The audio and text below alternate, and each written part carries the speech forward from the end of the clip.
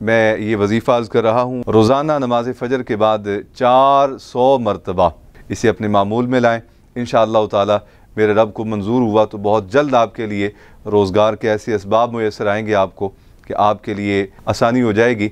अब्बास मलिक हैं, फरमाते हैं कि मैं एक कंपनी में जॉब करता हूँ और मेरी कंपनी के अफसरान बाला मुझे सिर्फ़ इशा की नमाज का वक़्त देते हैं, नमाज तरावी की इजाज़त नहीं देते, लिहाजा मैं नमाज तरावी नहीं पढ़ पाता। तो ऐसी सूरत में मेरे लिए हुक्म शरीयत क्या होगा? ये भाई पूछना ये चाहते हैं कि मैं नमाज इशा तो पढ़ लेता हूँ, मुझे कंपनी वाले इजाज़त दे देते हैं, लेकिन नमाज इशा के बाद तरावी पढ़ने की मुझे इजाज़त नहीं देते। तो ऐसी सूरत में मैं क्या करूं? असल वो पूछना ये चाह रहे हैं कि मेरे लिए कोई ऐसा रास्ता बता दें कि जिसमें आसानी हो जाए। तो देखें, पहली सूरत तो इसकी ये है कि आप नमाज तरावी तन्हा पढ़ लें। अगर आपको नमाज तरावी जमात के साथ, यानी जब वो रोकते हैं कि वक़्त नहीं देते, तो इससे मुराद यही है कि जब आप नमाज तरावी जमात के साथ पढ़ते हैं तो वहाँ आपके लिए कम अज़ कम घंटा गुज़र जाता है एक सवा सिपारा पढ़ने में। तो अब आपको मजबूर कर रहे हैं तो आप अपने मामलात को थोड़ा सा सेटल करें और उनसे को 10 मिनट की एक्स्ट्रा इजाज़त ले लें और नमाज तरावी आप अलग किसी मकाम पे अदा कर लें और उसमें सूरह फातिहा के बाद हर रकत में सूरह इखलास पढ़ते जाएं या सूरह फातिहा के बाद हर रकत में सूरह कौसर पढ़ते जाएं। एक तो तरीक़ाकार ये है कि आप 20-25 मिनट में नमाज तरावी की 20 रकात अदा कर लेंगे।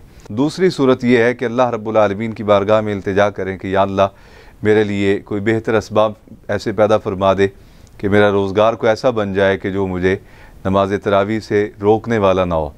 तो इंशाअल्लाह ताला आपकी अगर तलब सच्ची होगी तो अल्लाह रब्बुल आलमीन आपके लिए अपनी जनाब से ज़रूर कुशादगी अता फरमा देगा। मैं इसी गुफ्तगू के आखिर में आपके लिए एक वजीफ़ा भी अर्ज़ करता हूँ, लेकिन एक मसला ये ज़हन नशीन रखें, जुमला हमारे सुनने वाले अहबाब, वो ये कि नमाज तरावी जो है वो इशा की फ़र्ज़ नमाज अदा करने और सुन्नतें अदा करने के बाद से लेके सहरी का वक़्त ख़त्म होने तक नमाज तरावी का वक़्त होता है। तो अगर दरमियान में कोई ऐसे जो साथी अहबाब हैं कि जो मजबूर हैं, उनके पास उज़र ऐसा मौजूद है कि वो मजबूर हैं और कंपनी वाले या उनके जो मालिकान हैं, ऑनर हज़रात हैं, वो उनको इजाज़त नहीं देते, तो वो रात के किसी भी वक्त अगर उनको वक्त मुयस्सर आ जाता है तो वो नमाज तरावी अपनी अलग से अदा कर लें। लेकिन अगर उन्हें कंपनी वाले या उनके मालिकान इजाज़त नहीं देते तो वो शरन माजूर हैं। अल्लाह की बारगाह में गिड़गिड़ाएँ, इल्तिजा करें, अल्लाह रब्बुल आलमीन यकीनन बेहतरीन असबाब पैदा फरमाएगा। मैं ये वजीफ़ा अर्ज़ कर रहा हूँ, रोज़ाना नमाज फ़जर के बाद 400 मरतबा या अल्लाह या रज़्ज़ाक़ो, या अल्लाह या रज़्ज़ाक़ो ये पढ़ें। अव्वल व आखिर 11-11 मरतबा दुरूद इब्राहीमी पढ़ें जो नमाज में पढ़ा जाता है।